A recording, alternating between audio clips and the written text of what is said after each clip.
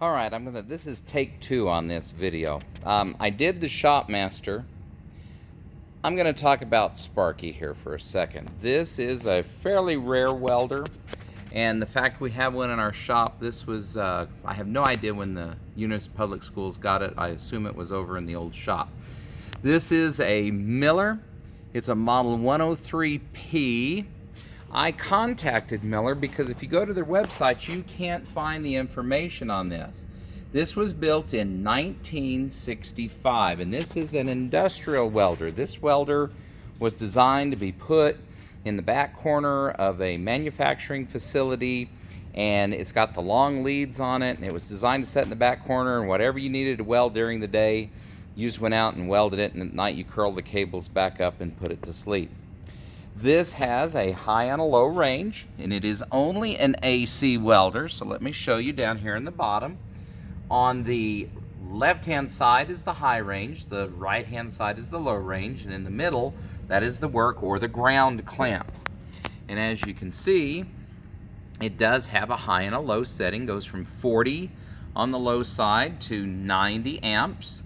And then on the high side from 85 up to 400, though these days I don't think Sparky would quite make it to 400. And then we have this one set at about 110 amps.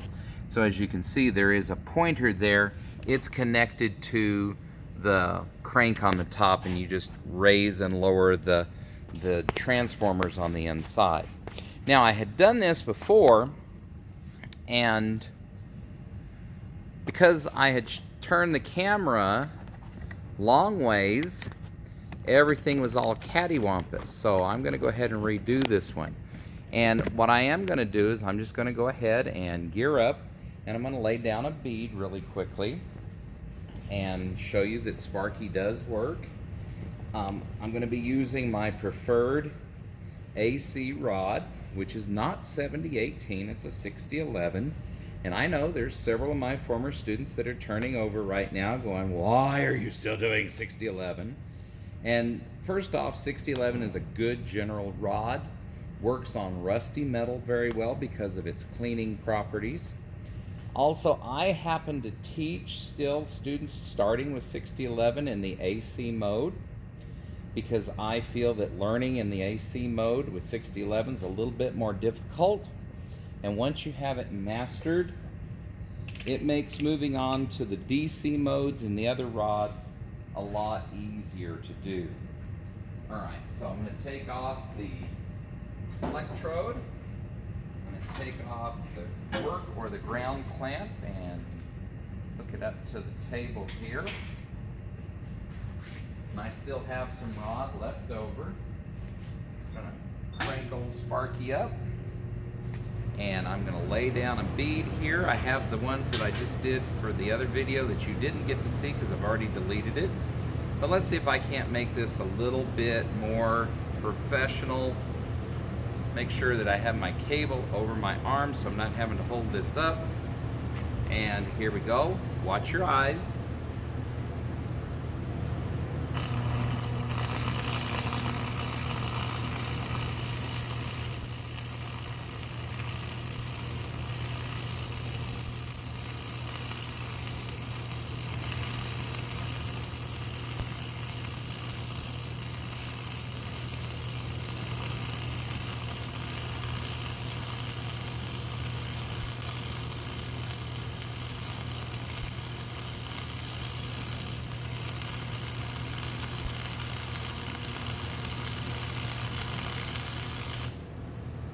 And I've got to stop, of course, because I just ran out of rod. Tell you what, I've got a 7018 here. Let me finish in 7018 and we'll take a look at how they both did. 7018, according to Athena Hinkle from Miller. Athena, if you're watching this, I watched your video, says I can do this in AC, so let's find out.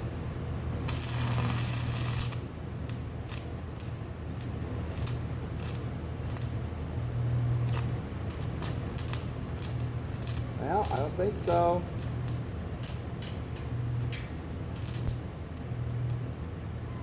I don't think so. It started off really good and then it went downhill from there. You reach over here, I've got a 6011 left. This was supposed to be a quick video to make up for the other one. It's not turning out to be like that.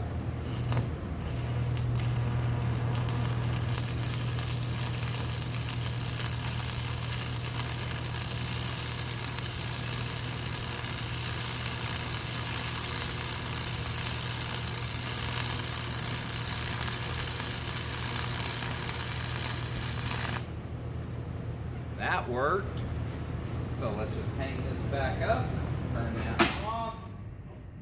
There we go. My apologies to Athena Hinkle. I think I just embarrassed myself. Let's get this chipped and brushed.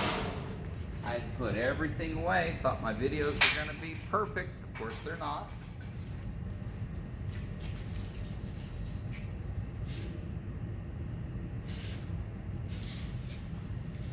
Alrighty, actually, that's not a half bad looking weld under there, it doesn't look like. We'll find out.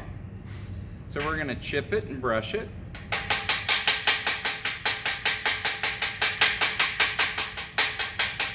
If you were watching, my go-to movement when I'm welding is I've gotten lately into doing a zigzag.